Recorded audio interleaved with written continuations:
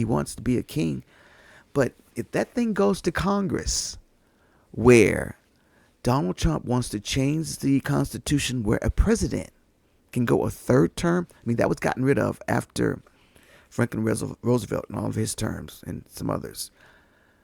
If they get to a point where they can go in there and change that, we're crossing that line, guys. We're crossing the line from a democracy that we know into something that you don't know. All right? So you've got to get up and do something. You've got to write your congressman. You can't just sit back and let this happen. There's not enough of us out here that's talking. Democrats are scrambling, trying to figure out. But there are some necessary milestones that could happen.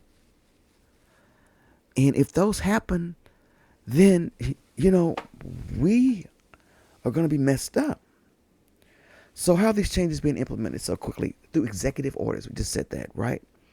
And then federal agencies. So the president, the executive, has a lot of leeway with executive orders. And there are some agencies that are executive branches. So he can do a lot of this stuff by just with the pen, And we always wanted our president to have some power, a little bit yielding power from the other two. It's equal power, but the president needs to be a president, right?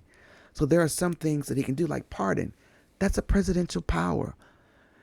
Our forefathers knew what they were doing when they did this. So they're very smart people, believe it or not. They are.